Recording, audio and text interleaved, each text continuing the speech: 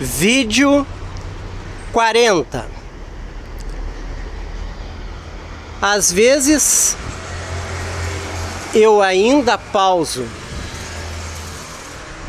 a minha fala porque eu ainda não me sinto à vontade de gravar na presença de outras pessoas.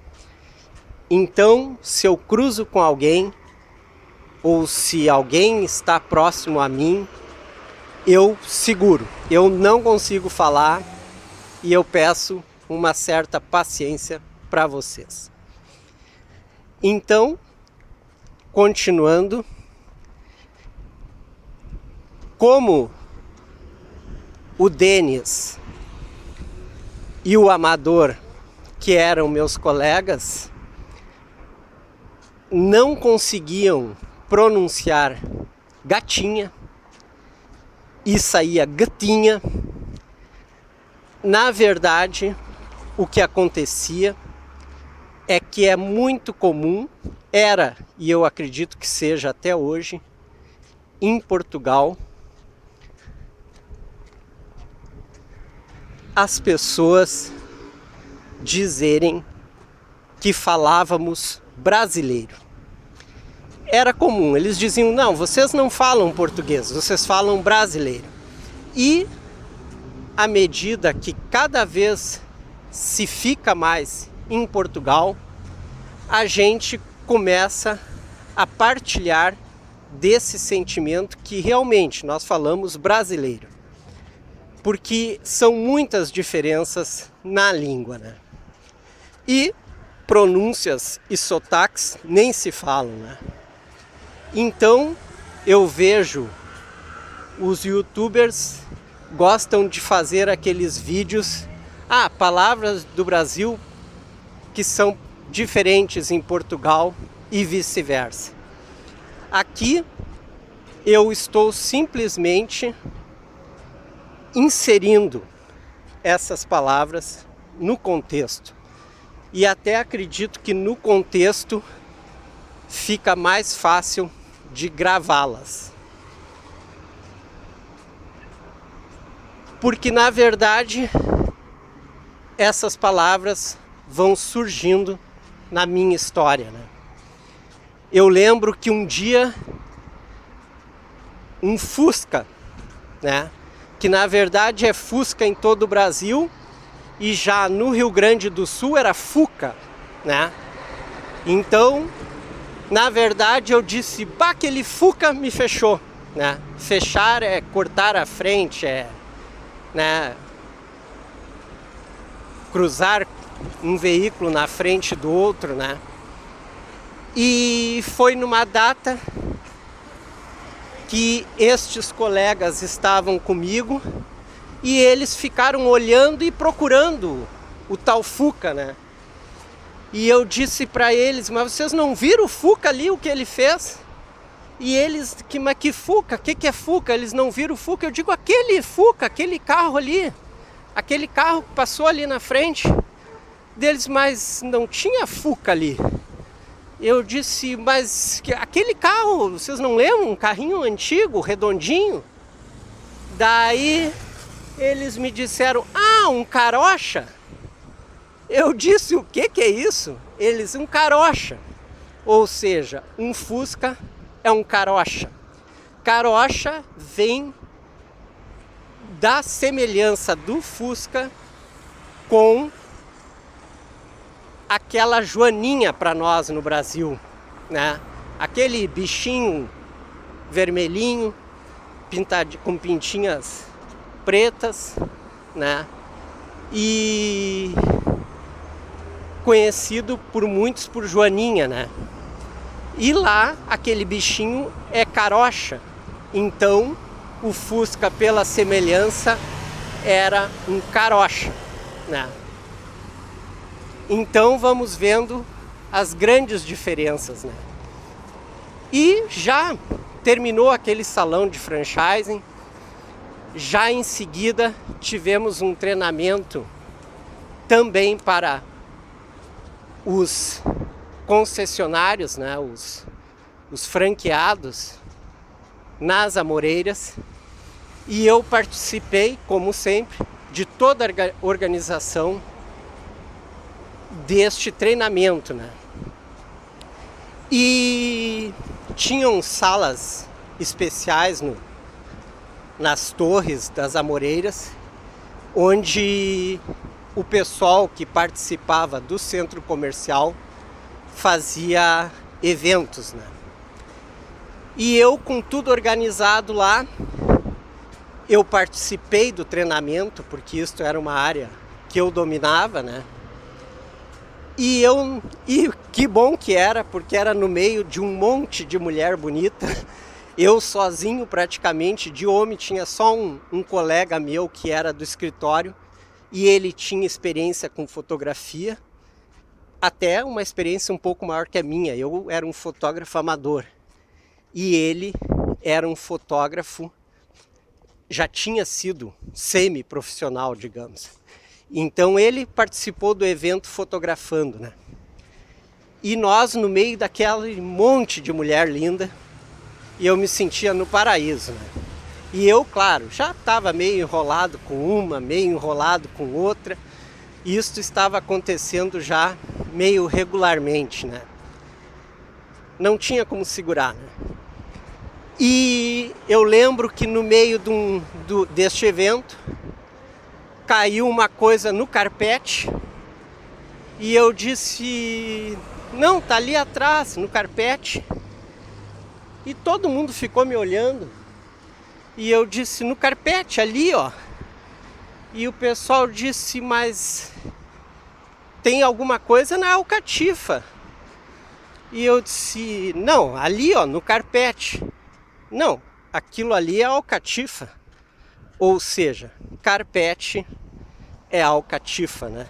Não, aliás, não é carpete, é a forração, né? Não é o carpete aquele solto, é a forração, digamos. Aquilo no Brasil chamado, que cobria antes as casas, né? Aquelas forrações era alcatifa, né? Mais uma palavra diferente aí, né?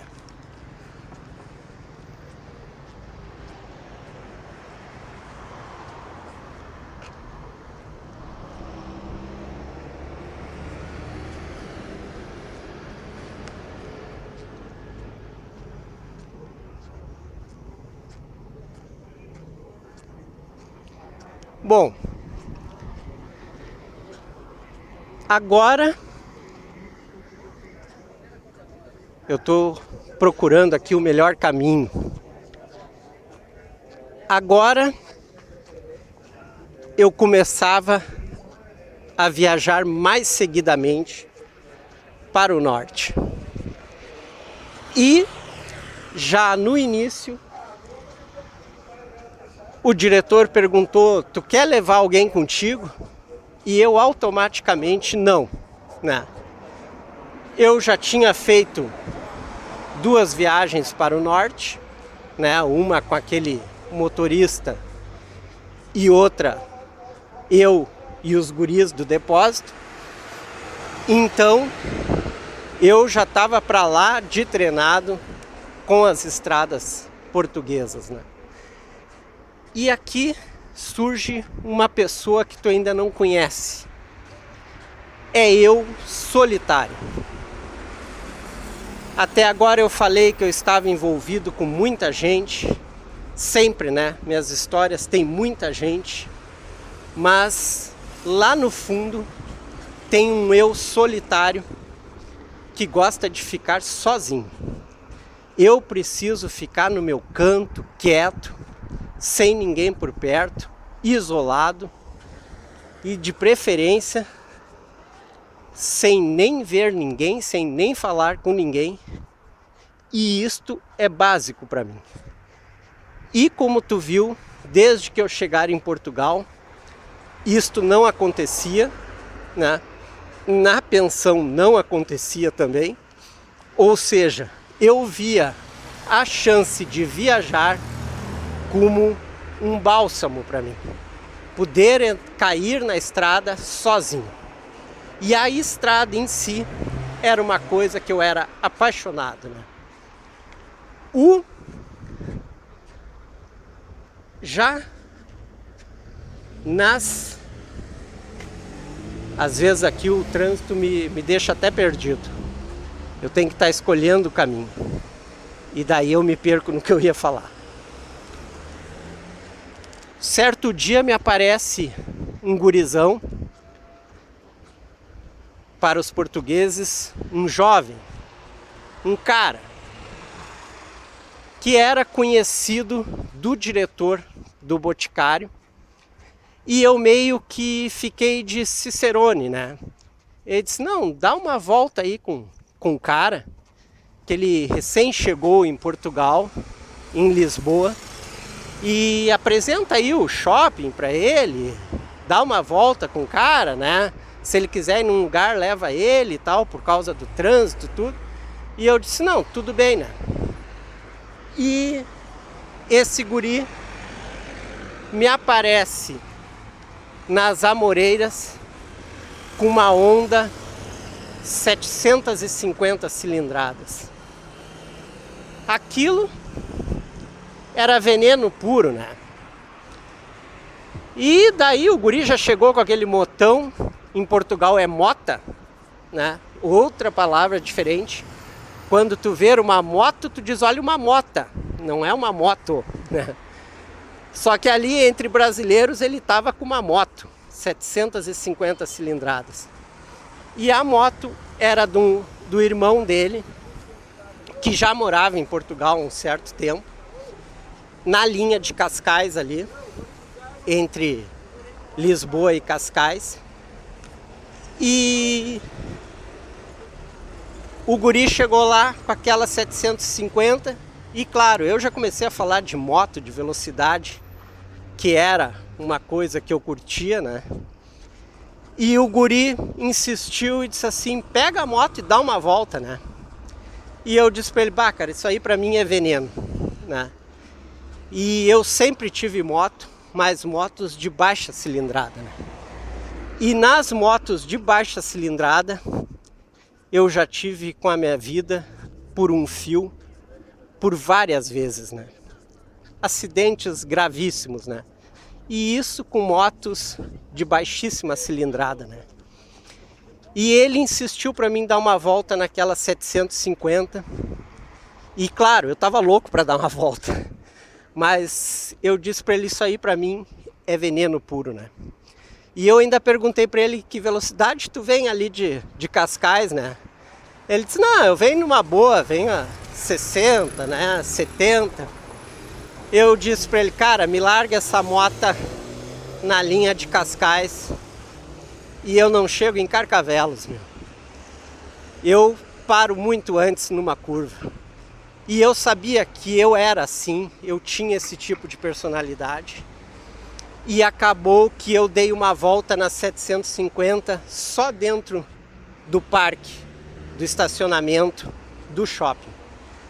E só ali, em primeira e segunda marcha, fazendo umas voltinhas um tanto fortes dentro do estacionamento, eu entreguei a chave para ele e disse, cara, nunca mais me bota essa chave nas minhas mãos, porque realmente com uma moto e podendo desenvolver altíssima velocidade, eu me conhecia e sabia que além de todos os motivos outros que eu já tinha para me matar, uma moto era simplesmente o gatilho final da minha história de vida.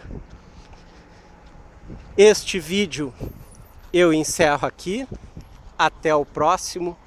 Valeu!